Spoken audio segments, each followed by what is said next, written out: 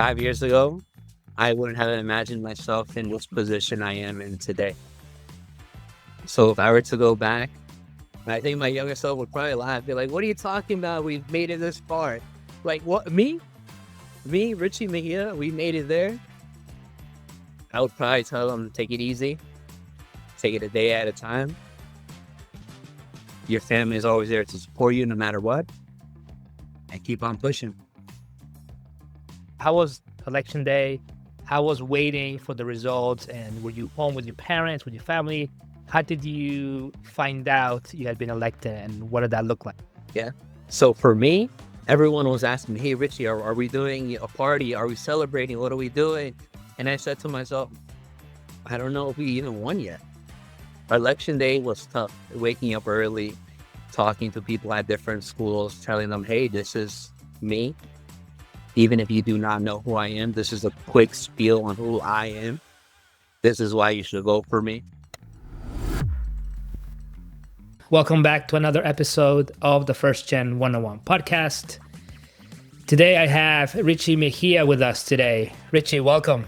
Thank you so much for having me, Miguel. So Richie, I know we've been in contact for a few weeks now. Thank you for setting time aside to be with us today. I know you're very busy and you have a different perspective about education, and for reasons that we're going to cover in a few moments.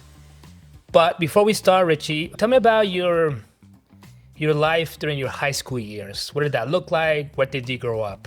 Yeah, definitely. To start off, like we mentioned before, my name is Richie Mejia. Real name is Richard, but I've been going by Richie since I was probably about 3 meters high, 5 years old. I grew up in Clifton, New Jersey, which is located in Passaic County. I like to say I wasn't born in the best circumstances.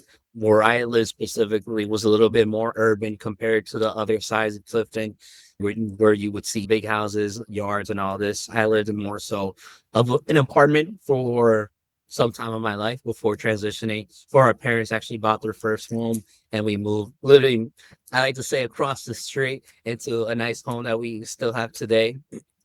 So from there on, we actually, for me, I hated school growing up.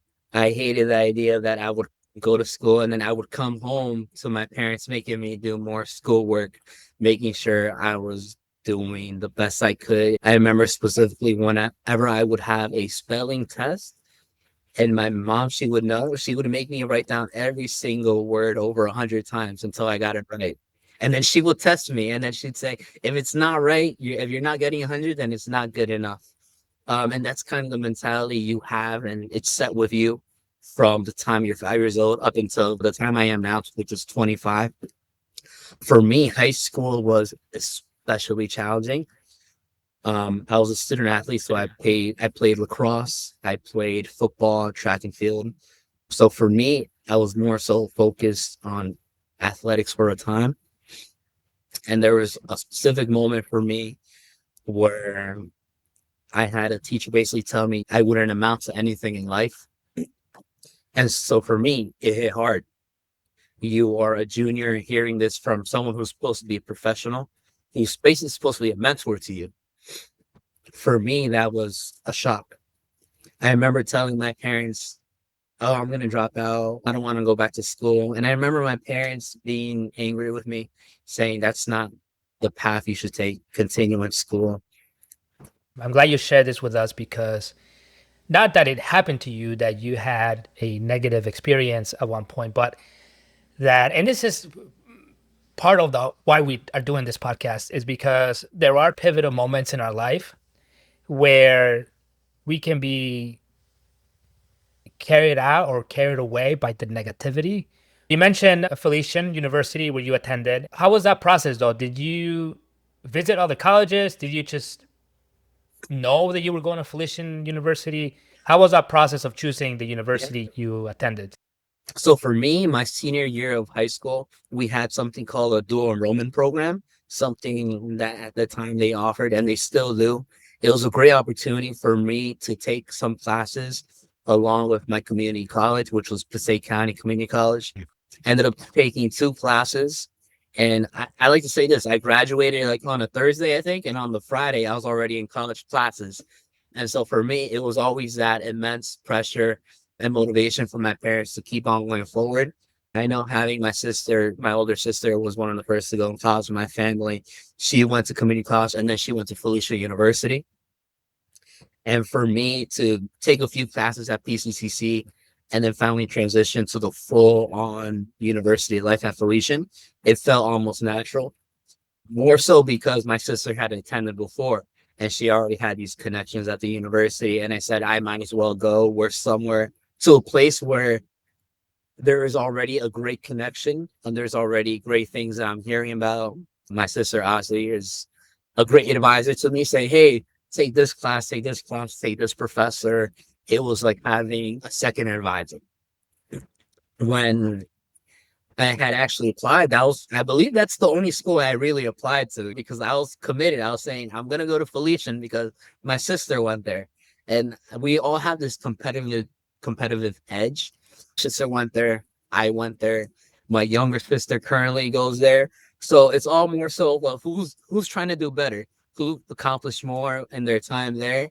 I think my little sister might be beating us out right now. What was your vision? Previous guests come have said, I wanted to be a lawyer, I wanted to be a doctor. What Yeah, did that look like for you? What was your definitely. initial interest career wise? So coming in, I still have this passion for me. I wanted to study law. I wanted to go to law school, but unfortunately, at the time, the only path for me was to major in something that I believed would help me out. In that case, I majored in business administration and I graduated fairly young. I believe I was 20 years old or 21 years old. I remember saying, well, what's a 21 year old going to do in law school? Is that going to be a little bit weird? I remember visiting a few and saying to myself, well, this might not be it. I saw the average age was more so like 27, 28. Now it has obviously changed. But at the time, I was saying to myself, you know what? The bills are going to be high. I had seen how much tuition is ranging from as little as 23,000 to as much as $75,000. And if I can't afford that, my next best option for me was to get a master's degree.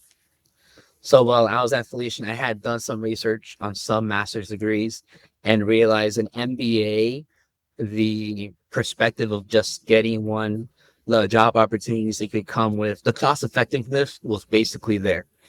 And I said to myself, well, how am I going to pay for grad school? That's the biggest question. How am I going to pay for this? Luckily for me, I had a few great professors and staff members at the university who told me about all these great things. They told me about what a graduate assistant is. Graduate assistants get their graduate school paid as well as a stipend at many schools across the country. And I told myself, this is perfect for me. I can work at the university, learn the ropes of things in and out, and then also study and get paid. So for me, that was the best of both options. I stayed as a graduate assistant for 1 year, working in the School of Education, working on accreditation as well as anything that had pertaining to School of Education initiatives. For example, collecting data on assessments, ed TPAs, practice scores, all these types of initiatives we were doing in the School of Ed. And for me, it was absorbing that knowledge, working directly with the Dean of School Education, the Associate Dean of Education. I like to say this. They did the trial and error so they could tell me what they did right and what they did wrong. That way, in my future, I don't also have to go through those trial and errors. Honestly, everyone goes through their own trial and errors, but I was lucky enough to absorb it, and then say, okay, if this didn't work at this particular moment, then it might not work for whatever I'm trying to do. So I already know it doesn't work. Let me try to pivot and find a different idea that might work. And you'll be surprised how years later, what you've been learning will come back. When I was doing my research about you, one of the things that really caught my eye when I was looking into your profile a couple years ago, you were sworn in as member of the Clifton Board of Education. And you also mentioned that you were not a big fan of school, that you struggled a little bit in school. So how did that happen? Yes. How did that interest in joining the school board start? Yeah, so definitely I'm talking out of my own perspective and not like on behalf of the board. But basically, when I was first starting off, like I mentioned before, I wasn't always the biggest fan of school. But when after I had finished my undergraduate degree and as I was working in the School of Education at my university, I realized how important education is in terms of wanting to grow your perspective wealth over generations, in terms of wanting to become a better person, in terms of wanting to gain more respect from individuals. It was a holistic view for myself because I said, well, the school system almost failed me. As I mentioned before, there was a teacher who basically said I wouldn't amount to anything. And I know my story isn't unique. I know there are millions of kids across the United States who probably heard the same thing. And at that time, I said, I don't want any student to ever feel the same way I felt that day. That whole year, when I had graduated, I gave a speech as the SCA president. And I remember standing up there talking to the crowd and saying, if only this teacher could see me now. I could get a little emotional, but I refused not to. And then when I got my master's degree in the mail, I remember jumping up and down, telling my older sister, look, I did it. For me, it was definitely a little emotional because having been in that position, being told that, hey, you wouldn't amount to anything. And now I have my undergraduate degree, I have a master's degree. Hopefully, I'm going to be doing a doctorate degree. So for me, this was alegría. I felt so happy. I felt like I was on top of the world. And honestly, everyone has their own ups and downs. And for me, that was very inspirational. Going back to the point where I didn't want any other student to feel that way. And I know it is almost impossible to have that reality. Every student is going to feel some sort of way. And I like to say, you take every day at a time. If it doesn't affect you in 5 years from now, don't stress more than at least 5 minutes right now. Everything changes. Time goes on. Time changes. You have to pivot every day. Every day is a new day. Today, you might want to be a lawyer. Tomorrow, maybe you want to be a doctor. And after I had ran, this was probably the worst 3 to 4 months of my life where it was just me campaigning, knocking on doors, talking to people, explaining what my vision was about, who I am. Remember, at that time, I was still pretty young. People don't usually take young people seriously. And I believe after having spiel what I was about, who I was, what I had done, a lot of people gained confidence in me. And for me, that was a bigger motivation that they have the same ideas I do. They believe in what I can do here for the community in general. And it was just knocking doors, talking to people slamming doors. I don't want to talk to you. The usual things that happen. For me, I had a great support system in my family and my sisters who would help me out every day, no matter what. And we were tired knocking 100 doors. Well, guess what? There's another door next door. Let's knock on it. And it was basically from 9 a.m. up until in the summer, the sun sets a little bit later. People are out. Yeah, I like to say on the block. So 11 p.m., there's still people outside, whether they're in their yard. So I'd be knocking on doors saying, hey, my name is Richard Mejia. Would you mind supporting me for this year's race? And sometimes I was met with that negativity. Sometimes I was met with positivity. But at the end of the day, you just got to keep on moving forward. One of the things that you mentioned that really caught my attention is as you're going and as you were going and knocking on these doors, there's another door. Yep. And that is such a great advice that you can apply not just for campaigning, but also in life, right? As you go through trials, as you go through hardships, yeah, but there's still an opportunity to do this one more. And so I'm glad you're bringing this up. And so, in the process of the campaign and getting people behind you, what are some of the challenges that came up in convincing people that you didn't anticipate? They were asking, well, hey, you are only 22, 21 at the time. How am I going to fully put my confidence in you that you will more so keep your word to the things that you would want to change in the school systems? I like to say this: age sometimes is almost irrelevant. I would say as long as you have great intentions in what you're doing, a great sense of urgency, I believe no matter what, you'll always be able to accomplish what you want to accomplish. This is what I've done for the past 4 years. I turned myself around completely. I believe in the educational system. I've worked in the school of education system. I know things frontwards and backwards. And then after hearing how knowledgeable I was and how passionate I was for it, most of them were saying, well, you know what? I agree with you. You have my support. And then some, honestly, I like to say, no matter what you say, you could tell them you're giving them the best of the best. Some people just disagree. And that is the reality. There's going to be people who agree. There's going to be people who compromise with you. And then there's going to be people who completely disagree with whatever you're going to say. And I think it is hard for a person to fully comprehend that because me and you are thinking, well, they might come into fruition. They might think, okay, we can compromise on something, but some people just can't. And that is the hard reality that sometimes you need to face. And it is hard because you self contemplate and say, well, how come they don't understand my viewpoints? How come they don't understand this is to benefit not just the students, but the community? I like to say this. There's a quote about planting trees and the tree takes forever to grow and you never see the shade of that tree. You want to be able to plant that seed so that even after you are gone, that shade remains there for years to come, for generations even. And I believe people don't understand that. You want to be able to build a foundation that lasts not just this year, not just next year, but the next 10 to 20 years. And hopefully someone more innovative comes in and finds other innovative things to add to whatever we already had built. How was election day?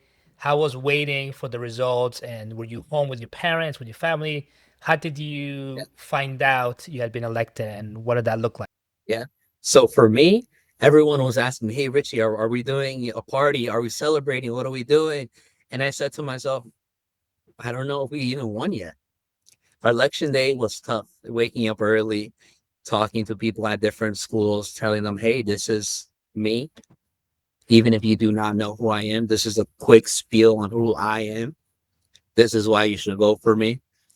And at times there was challenges. I remember I ran against a lot of people. There was an incumbent, which is someone who was already on the board running for their seat again. And I'm thinking these are all professional people.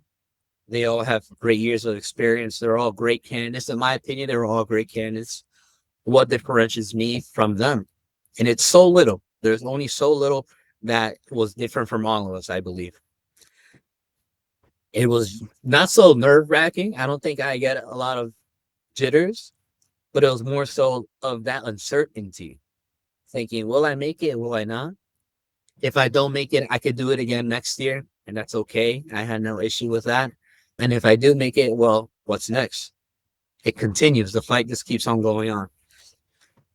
And so after all that finished around 8 p.m., there was people saying, well, you can go in while they count the votes and then you can kind of tally it for yourself. And I go inside and I'm like, okay, it looked, I basically won this specific building, which was my hometown, my home school, school number 12. And I said, all right, I did really good here. And people are saying, well, I think you did just as good at the other schools as well. And I say, well, hopefully that's true. Hopefully that's true.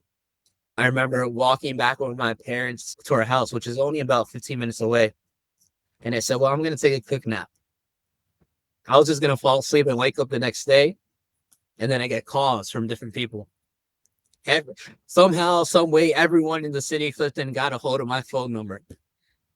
They're calling me, hey, where are we? Where are we partying? Where's the food? Where's it happening? I'm like, what are you talking about? I just woke up.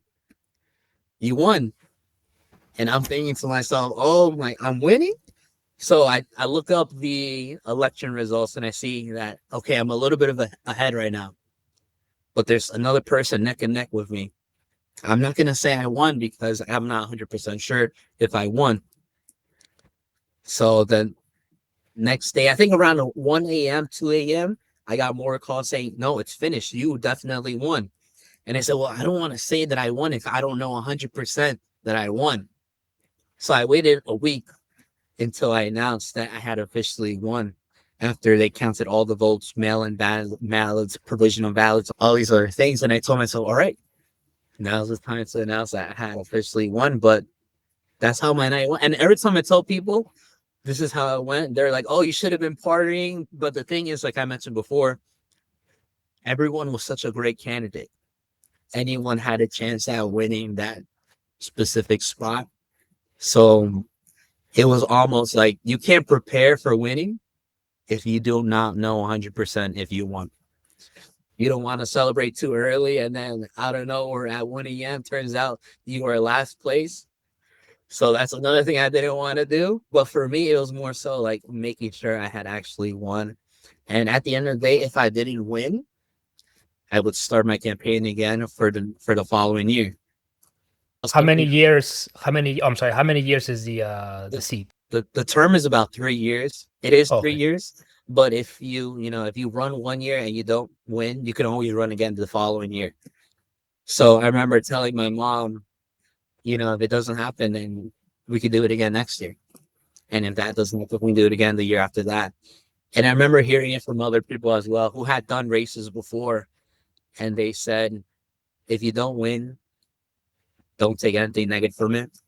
Take this as not a loss, but as a learning opportunity to learn the things you did, what you can improve on. And it said, you're correct. You're right.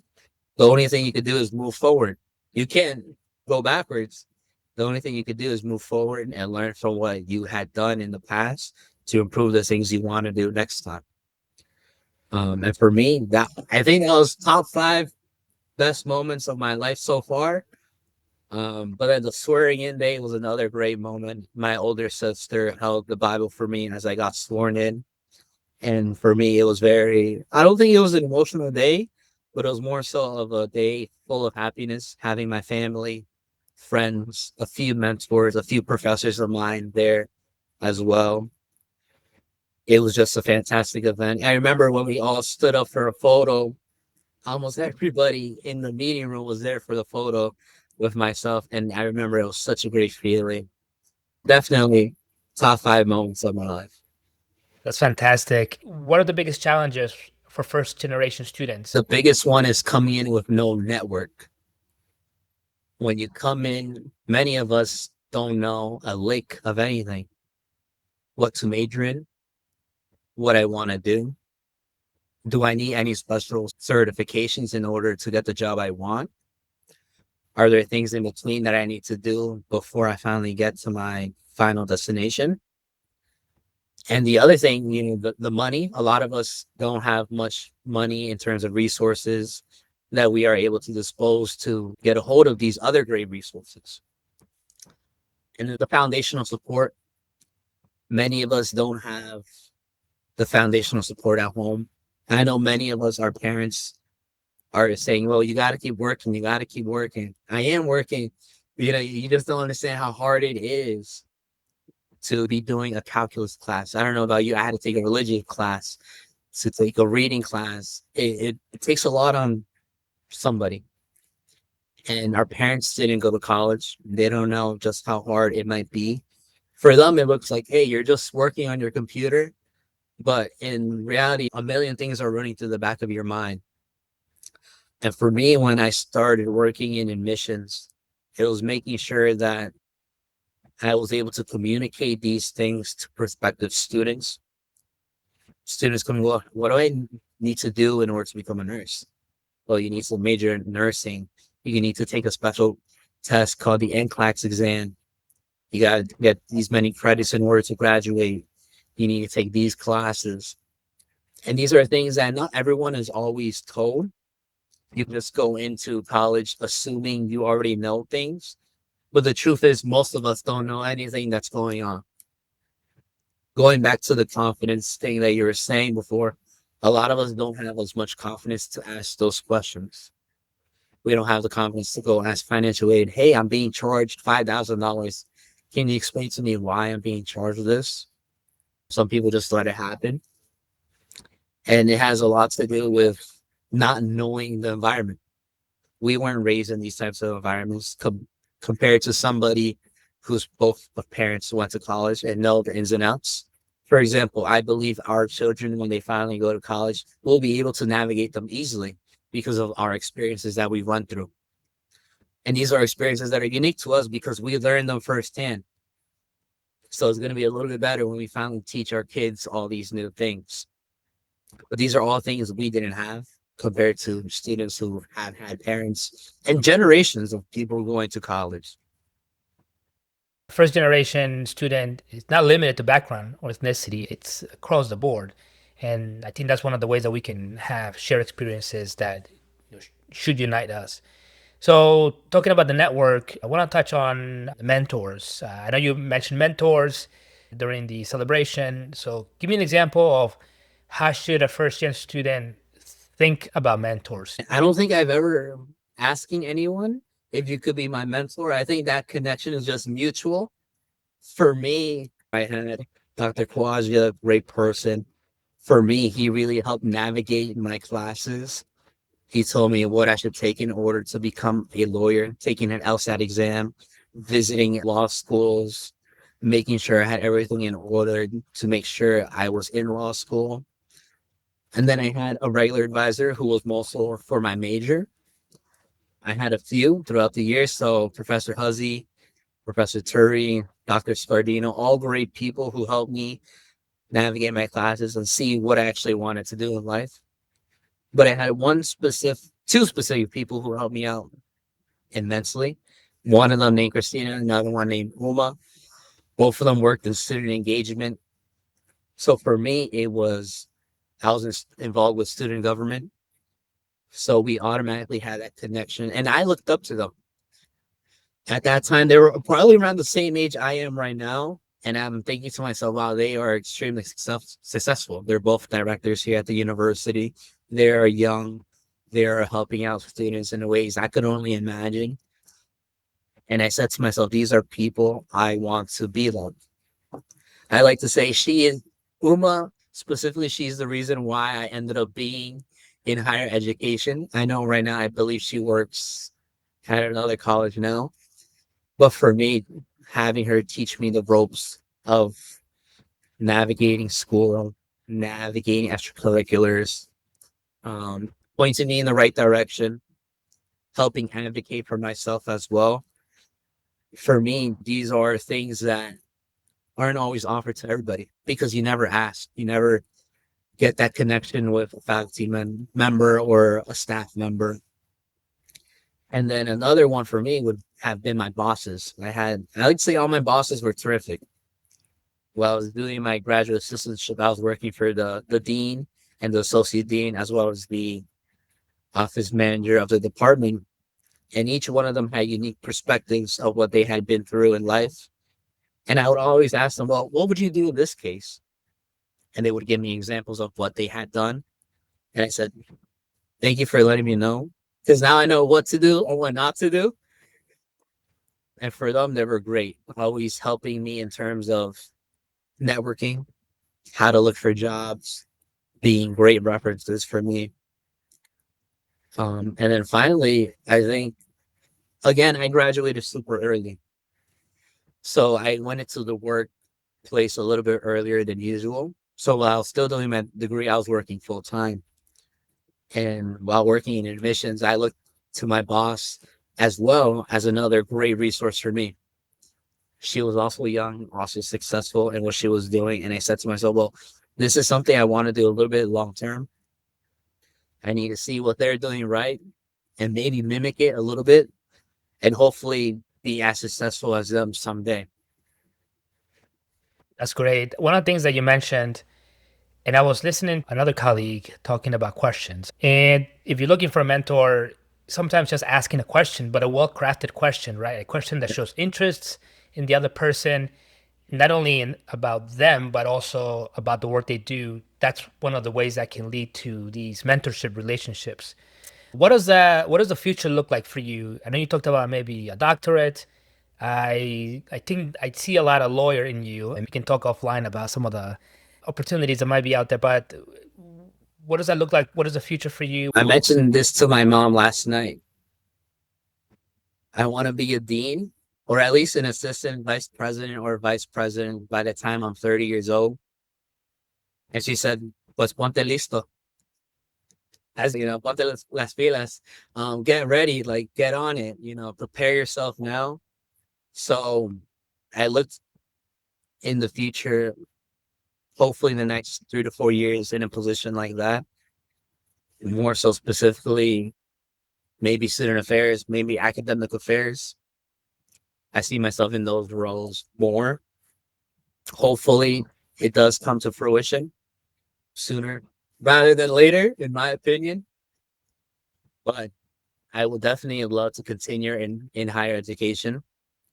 I do plan on taking some courses in a doctorate degree program for educational leadership, perhaps maybe in higher education even. And then, as years go on, I do want to go to law school. That is definitely still in my future. And I know I'm still relatively young. I have all the time in the world to go back to law school. I remember taking my LSAT, and there was a person who was about maybe 50, 60 years old taking his LSAT exam as well. And I said, hey, I have all the time in the world. I could switch my careers later on in life and come back if I wanted to. But I do want to do that. Ultimately, though, I want to be a university president. I don't know if it's in me yet. It's definitely way down the road. But perhaps going back to my alma mater one day, that would be my dream. Probably become the president of Felician University one day. I would love to be in a position like that one day. But I know that's not soon. I know it comes with time, it comes with patience, and it comes with years of experience. So hopefully it does. And so to end, Richard, in the beginning of the episode, you mentioned that you had a particular person who was not particularly optimistic and said some things about you. If you can go back in time to that moment and talk to yourself, what would you say? Hard. It's hard. At the time, you don't know what was going to happen. 5 years ago, I wouldn't have imagined myself in this position I am in today. So if I were to go back, I think my younger self would probably laugh, be like, what are you talking about? We've made it this far. Like, what? Me, Richie Mejia, we made it there. I would probably tell them, take it easy. Take it a day at a time. Your family is always there to support you no matter what. And keep on pushing. Well, Richard, I don't think there's any other way we can end this episode. I appreciate your time. I appreciate your wisdom. Such a young person with words of encouragement, but also with high confidence, which is really necessary to navigate the challenges that come to us. Thank you for listening. Richard, thank you for being here with us today.